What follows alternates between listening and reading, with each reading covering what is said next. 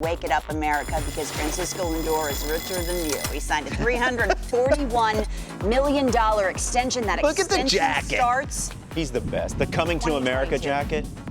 Steve Cohen made it happen. So $341 guaranteed, the third largest contract of all time.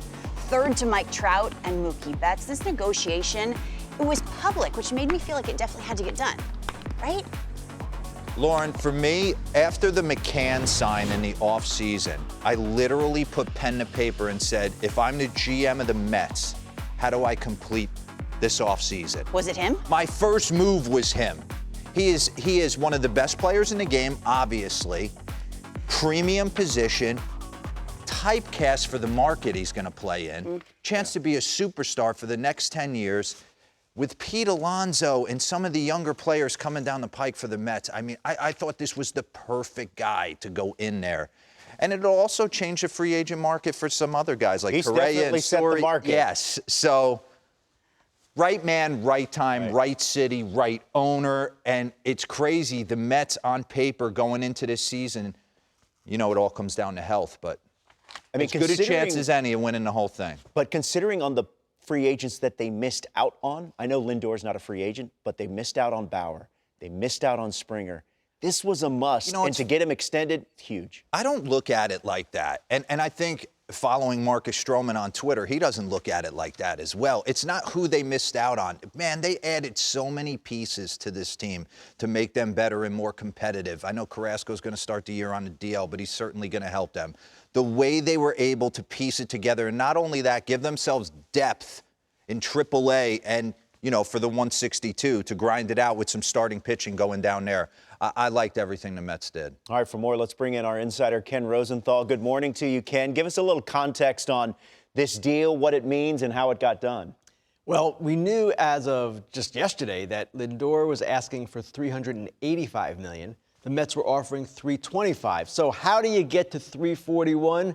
Well, they got there, and obviously Lindor wanted it to get there because guess what? That's $1 million more than Fernando Tatis Jr. got. So that was why that was the magic number for him. But for the Mets, it's still a win and really not a deviation from what they offered because there's a ton of deferred money in this deal.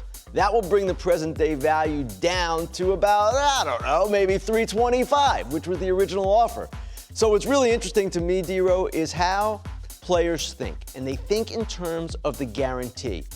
Tatis is in a much different place than Lindor in his career. He's 22 years old. He was 4 years away from free agency when he signed that deal.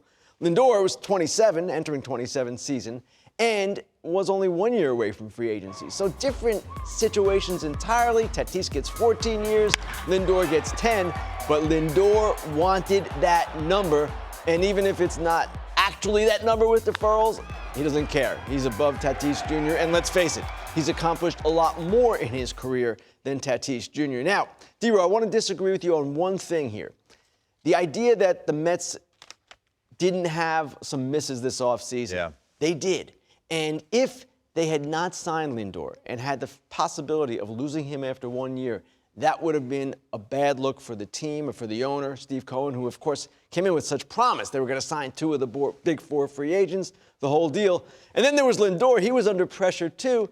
Could you imagine if he had not signed this deal, rejected $325 million, and then took the field opening day at Citi Field? I'm not so sure that would have gone well. Yeah, I don't think there was any chance that Lindor wasn't getting it done. I really do. Stevie Cohen coming in, I felt like this was the perfect opportunity. They needed that matinee idol piece to kind of complete everything. I didn't think there was a chance he was walking out the door.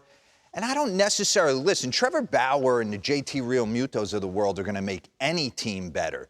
But I didn't necessarily think, if we're building, if the Mets have to, they can't keep throwing it against the wall and hoping Jacob deGrom sticks and Noah Syndergaard comes back and is perfect. They have built a nice team here, and they have that linchpin in Lindor, that monster matinee idol for the next 10 years. And I'm feeling what they're doing. So I think Bauer for them obviously would have made them better in the short term. I don't necessarily think that they can't win the whole thing without him. I like what they've done. Well, they thought they had Bauer, and it just didn't work out. He made a last-minute switch to the Dodgers. No fault of theirs on that one. And when you look at Lindor now, going forward, you guys mentioned this, the shortstop class of 21-22, We're talking about Seager and Story Yeah. and Baez, of course, and Correa.